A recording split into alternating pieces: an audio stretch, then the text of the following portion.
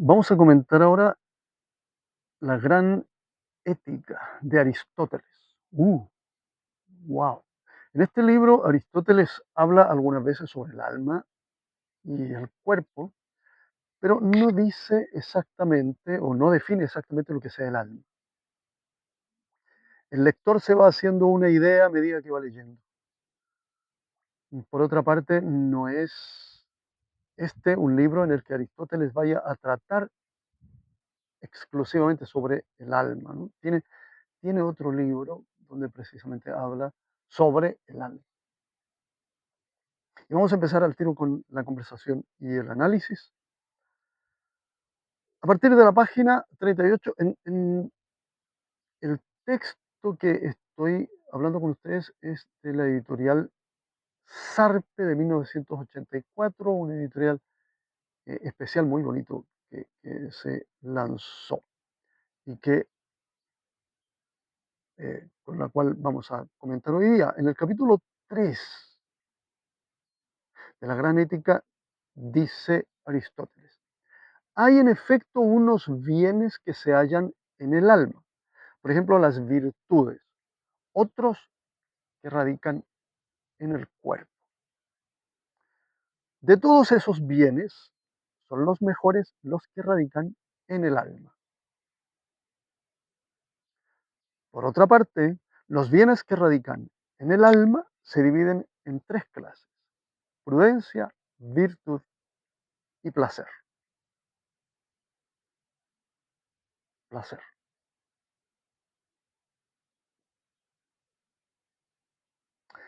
En el capítulo 4, Aristóteles dice: vivimos gracias al alma y tan solo por ella. Y el alma tiene su propia virtud. En consecuencia, afirmamos que lo que produce el alma y lo que produce la virtud del alma son una sola y misma cosa. Ahora bien, el alma, entre otras cosas, nos da la vida. Luego, la virtud del alma nos hará vivir bien.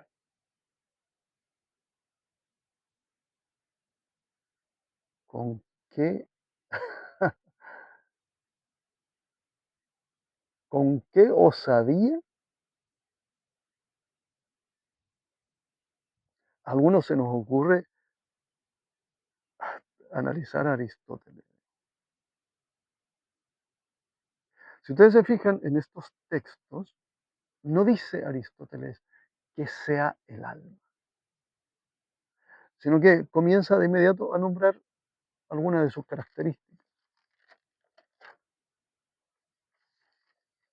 Y cuando ustedes lean este libro, La Gran Ética, van a poder ir dándose cuenta de las características del alma, de las virtudes del alma. Y en esto poquito, en estos poquitos textos ya podemos extraer una serie de enseñanzas, sin embargo, o de datos para tener en cuenta en el resto del libro, en el resto del comentario de lo que va a todo esto, ¿no? Primer enseñanza o dato. El alma posee bienes que llamamos virtudes. Las virtudes del alma son mejores que las virtudes del cuerpo. Los bienes del alma se dividen en tres clases: prudencia, virtud y placer. Y cuarto, vivimos gracias al alma. El alma nos da la vida. Luego, la virtud del alma nos hará vivir bien.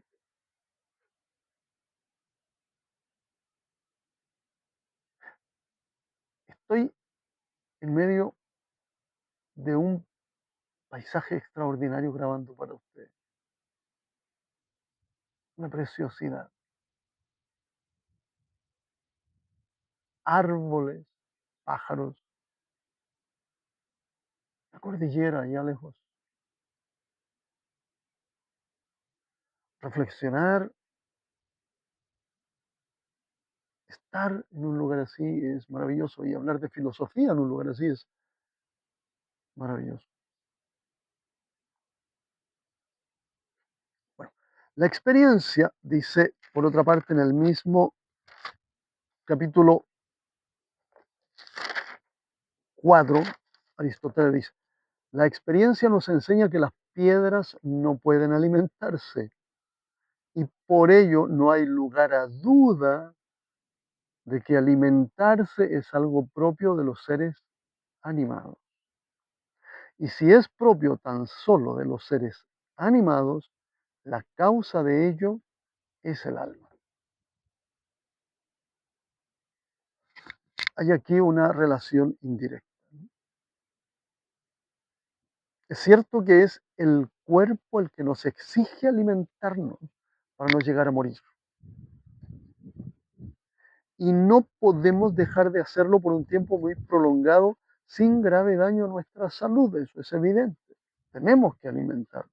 Sin embargo, el cuerpo se alimenta si está animado, si tiene ánima, si está vivo.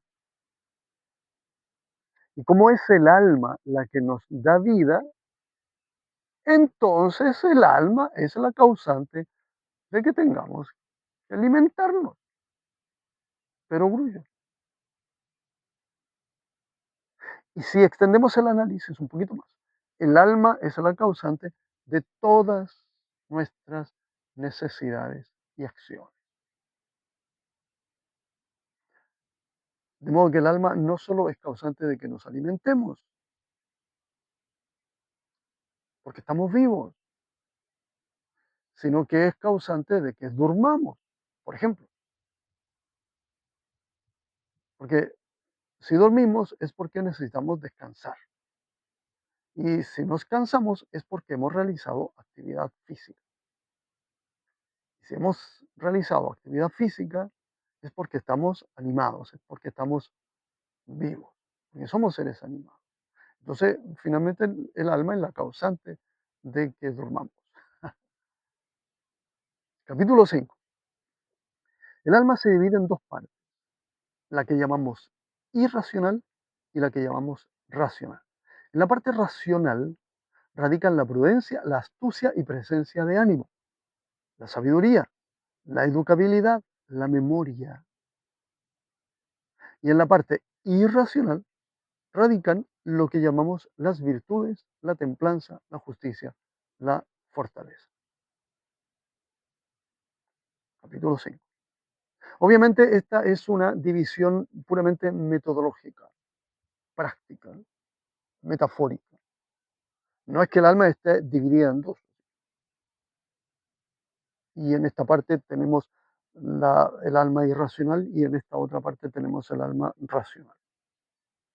No, yo creo que son más bien dinámicas, modos de actuar del alma. En unas necesita el uso de la razón y en otras no necesita usar la razón para ejecutar sus dinámicas, sus acciones o sus movimientos. Por eso Aristóteles le llama a una alma racional, porque necesita usar la razón en su dinámica de conocimiento. Y en otras no necesita usar la razón. Aquí nos puedes ayudar tú. Si tú eres filósofo o conoces sobre esto, haz tu aporte y comenta acerca de esta parte racional o irracional del alma. Pero mira,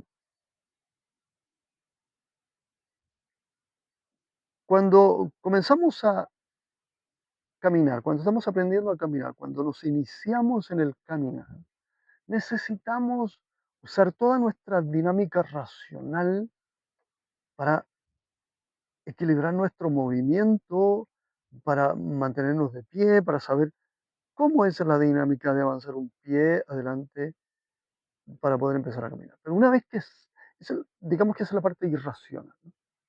No, la parte racional, ¿no? Necesitamos ir razonando lo que tenemos que hacer, dónde me sujeto para poder seguir avanzando, la parte racional del alma. Sin embargo, una vez que aprendemos a caminar, hoy en día, cuando ya somos grandes, no necesitamos ir reflexionando lo que tenemos que hacer cada vez que caminamos. Simplemente caminamos sin tener que razonar cómo hacerlo. Esa es la parte irracional. Y paralelamente realizamos actividades racionales e irracionales a la vez. Irracionales no en el plano de estar locos haciendo actividades por locura, irracionales, violentas, no. Simplemente irracionales porque no necesitamos usar la razón para poder realizarlas.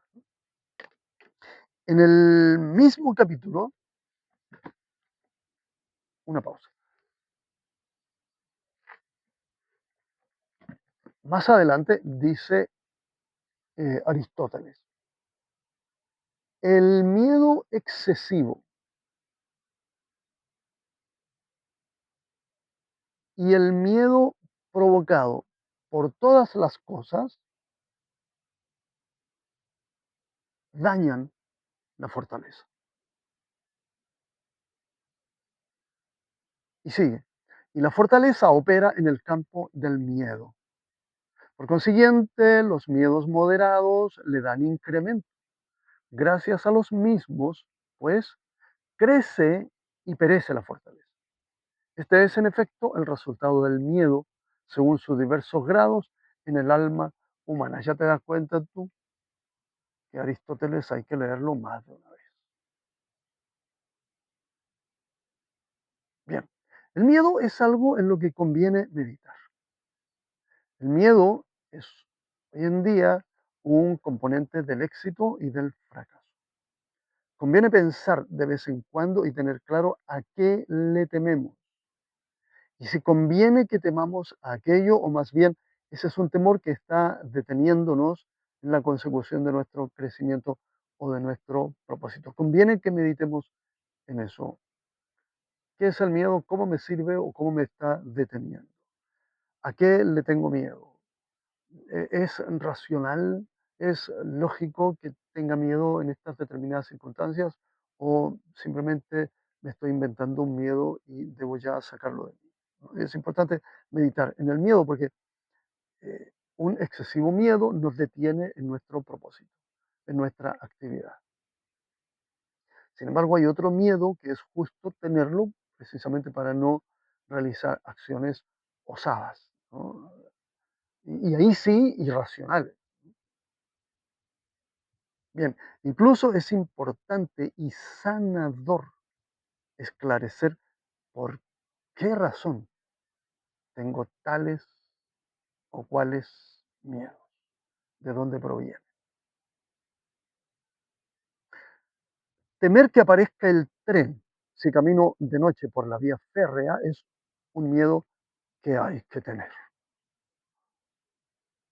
En cambio, temer a fracasar si emprendo tal o cual proyecto es un miedo que no conviene tener, sobre todo si termina paralizándote, porque así no tendrás ni el miedo, ni el proyecto, ni la certeza de si habrías fracasado o no. Hay miedos que no conviene tener. Hay algunos que no temen a ninguna cosa, que no temen a nada. No es que sean valientes, no podemos llamarles valientes, no podemos llamarles personas de gran fortaleza, puesto que en realidad no se han enfrentado nunca a algún tipo de miedo. No se han enfrentado nunca a un miedo que deban vencer, porque no le temen a nada, simplemente no tienen la capacidad de sentir miedo. Es un fenómeno extraño en algunas personas. No podemos llamarles valientes, son útiles cuando alguien necesita hacer alguna cuestión arriesgada, pero no son valientes. Y al no temerles a nada puede ser muy peligroso y hay que cuidarlos. Es como aquellas personas que no tienen la sensibilidad para sentir el dolor. No podemos decir que tienen un gran coraje cuando soportan sin gestos golpes de martillo en su espalda, porque no sienten dolor. Ah, mira, la fortaleza, la valentía, parece que requiere una pequeña dosis de miedo que llevar consigo siempre. Ese miedo es el que hay que vencer, ese miedo es el que hay que llevar consigo.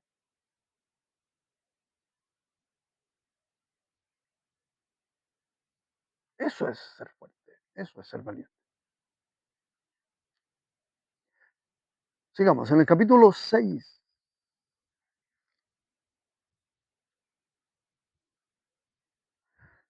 dice Aristóteles, incitados por el placer, obramos el mal, mientras que la tristeza nos disuade y desalienta para hacer el bien. Wow, esto es muy importante, esto es muy importante. El placer es tan placentero que hasta relativizamos el mal con tal de obtenerlo, de obtener placer. No hablo necesariamente del mal como la sustancia maléfica o metafísica, el mal, sino aquellos pequeños males que parecen insignificantes y cuya pertenencia al mundo del mal, de lo malo, es velada por el desvanecimiento que nos provoca el placer que vamos a obtener ejecutando ese pequeño mal.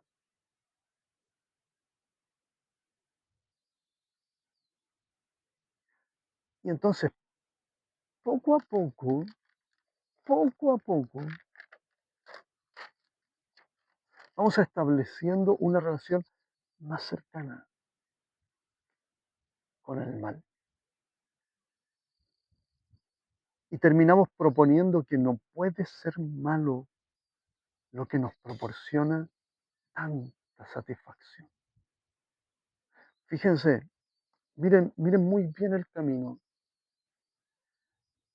Poner atención al placer que nos producen determinadas situaciones pequeñas nos hace practicar más esas pequeñas situaciones malas, poco solidarias, porque nos producen placer.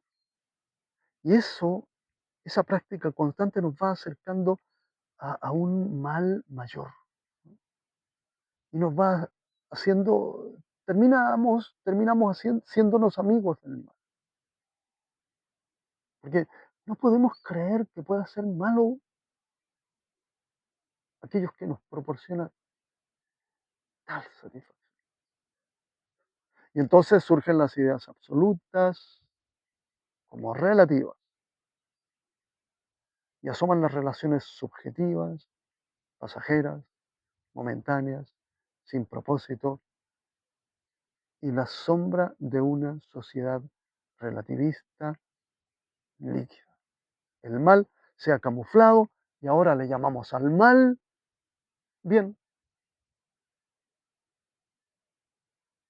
Por otro lado, como nada ocurre sin consecuencias, esta pérdida de referentes absolutos, inamovibles, esta pérdida de firmeza nos deja perdidos, queriendo aferrarnos a cualquier cosa que se nos ofrezca con visos de seguridad y de satisfacción y nos sentimos insatisfechos, perdidos, frustrados,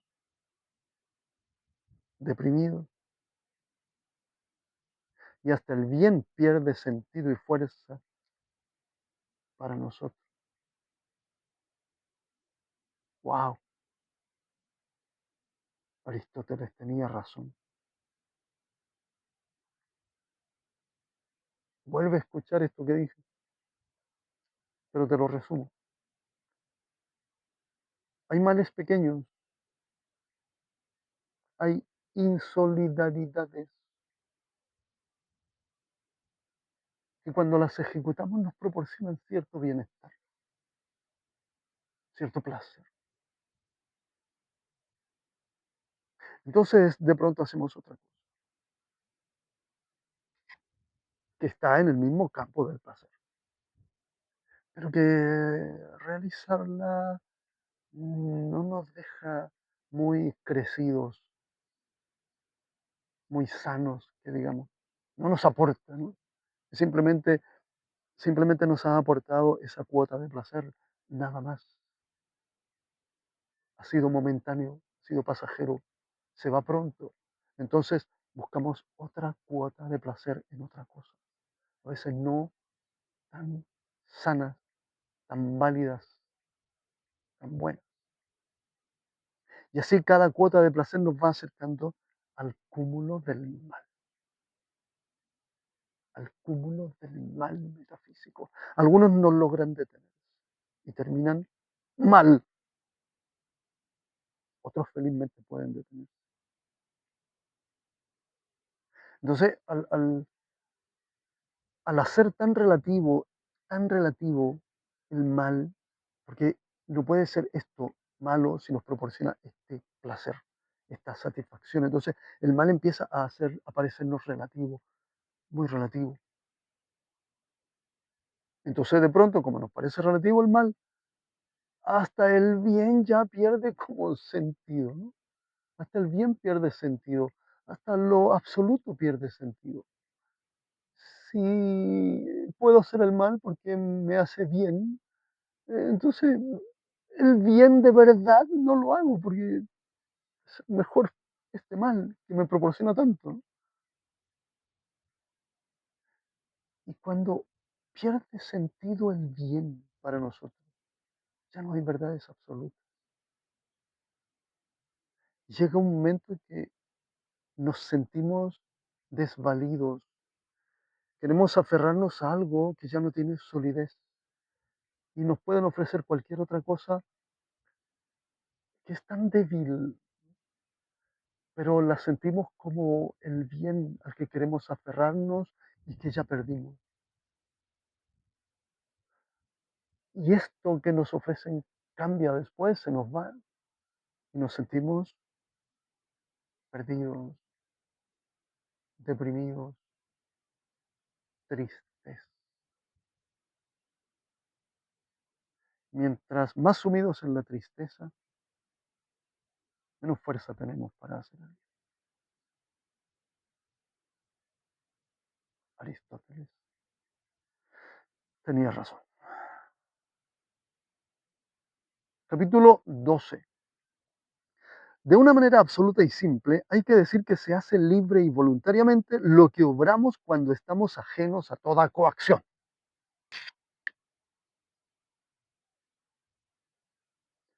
Algunos pensamos que hay que cambiar el concepto común que tenemos sobre la libertad. Esto que muchos dicen de manera descarada e ignorante, hago lo que me dé la gana. Para eso soy libre. Creyendo que verdaderamente son libres. Es que, es que es mejor ignorarlo y creer que se es libre al modo que cada uno lo cree, merced a la experiencia superficial.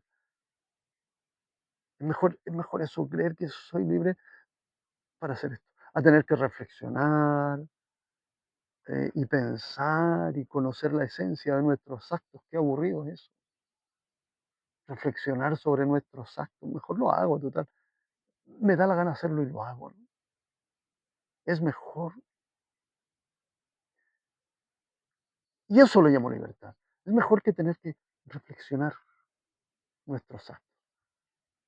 En realidad estamos coaccionados absolutamente por nuestra educación, por nuestro medio ambiente, por nuestra genética, por el cuerpo, por nuestras emociones, por nuestros gustos. Cada acción que emprendemos tiene precisamente un impulso previo, una coacción. Se hace por algo que es más poderoso que la posibilidad de resistirse a ello. Incluso el resistirse a esta acción tiene un motivo que es igualmente poderoso. De modo que la libertad no existe en realidad. Tenemos pulsiones físicas, pulsiones ambientales, pulsiones emocionales, y ellas nos impulsan a realizar las acciones.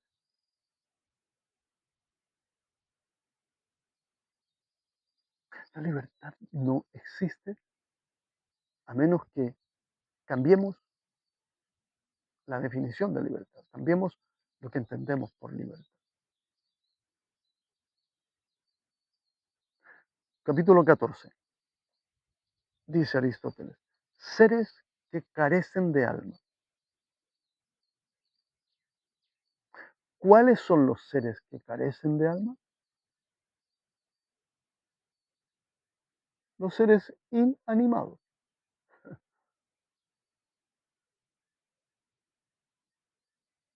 Y dice más adelante, es fuerza mayor la causa externa que obliga a obrar.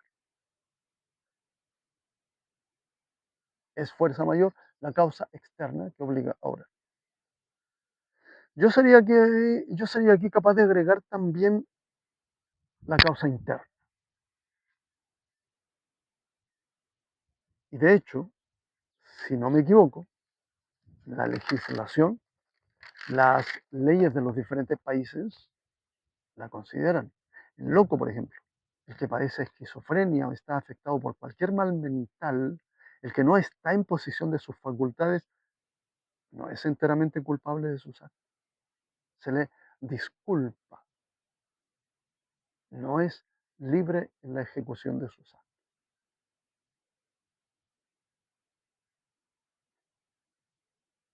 O sea que puesto a elegir, no tengo alternativa.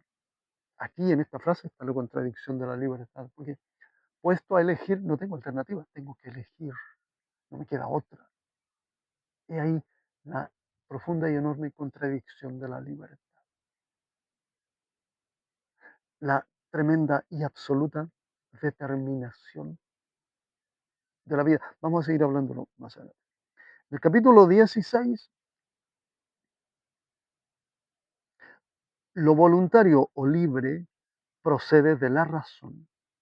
Es en efecto involuntario lo que se hace por coacción o fuerza mayor.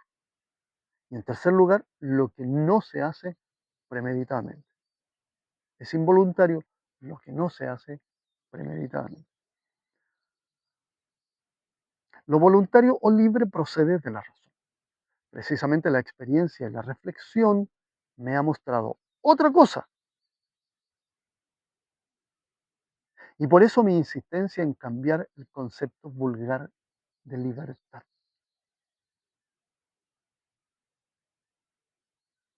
Lo voluntario o libre procede de la razón, dice Aristóteles, pero yo y capaz que tú, puestos a pensar, te das cuenta que no es tan así. Mira.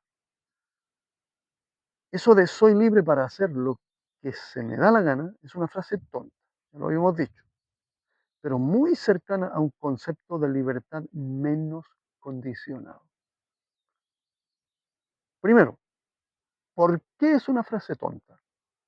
Porque lo que me da la gana esconde un fuerte condicionamiento o impulso emocional.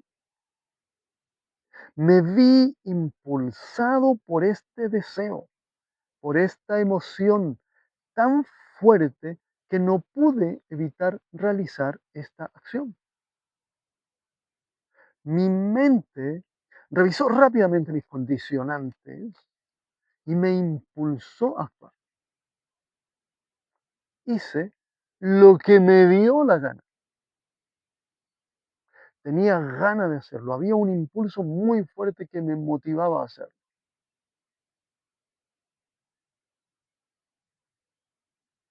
Agregar a eso que se es libre es complejo. Segundo, esa frase es lo más cercano a una acción libre. Sin embargo, porque no fue necesario que realizara deliberaciones y cálculos de necesidad, importancia, posibilidades, intereses, pesar los pro y los contra, es decir, razonar el acto y sus implicaciones, puesto que todo el razonamiento procede de información contenida en mi yo desde la que ejecuto mis acciones y que por tanto me condicionan. Si yo razono si es necesario realizar o no realizar esta acción, si yo me pongo a deliberar en ello, voy a revisar todos mis condicionamientos para poder ejecutar.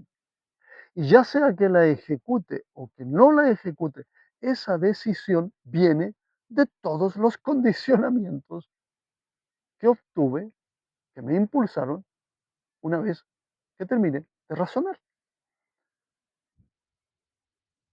O sea, puesto a elegir, no tengo alternativa. No soy libre ni por anga ni por manga. Está de más hablar aquí de las condiciones sociales, legales, físicas y otras parecidas que regulan mi comportamiento y relaciones sociales. No soy libre para cruzar la calle donde quiera. Algunos dirán, sí, eres libre, pero tienes que asumir las consecuencias.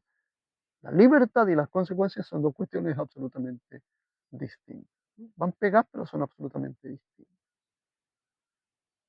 ¿No? Asumir las consecuencias.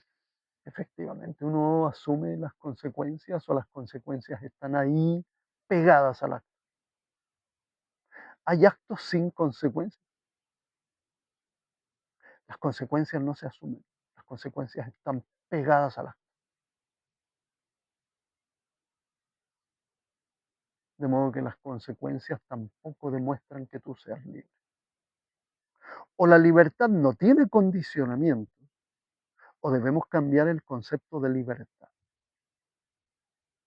De hecho, en la Biblia, la palabra libertad se asocia generalmente a liberarse de un condicionamiento, liberarse de una fuerza que me obliga, que me impulsa o que me impide. Y nosotros también empleamos este sentido cuando hablamos de libertad. ¿De qué te quieres liberar? De la cárcel. O sea, hay un tremendo condicionamiento. ¿De qué te quieres liberar tú? De esta tristeza que me embarga. O sea, es un horrible condicionamiento esta tristeza que me embarga. Entonces, no quiere decir que uno haga las cosas sumido en los condicionamientos y que la libertad se realice precisamente dentro de los condicionamientos. No, porque de otra manera uno no buscaría liberarse de los condicionamientos si es que ya es libre.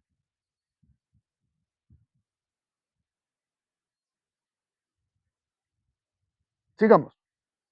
Y para ir terminando con esta primera parte de la conversación y el análisis de la gran ética de Aristóteles. Capítulo 19. La actividad virtuosa, dice Aristóteles, es mejor que la mera posesión de la virtud. Algo parecido señalaba el apóstol Santiago cuando decía, la fe sin obras está muerta, dejando en claro que la materialidad de la virtud, o en este caso de la fe, nos da la certeza de la posesión de la misma y de que esa virtud o esa fe es verdaderamente útil y loable.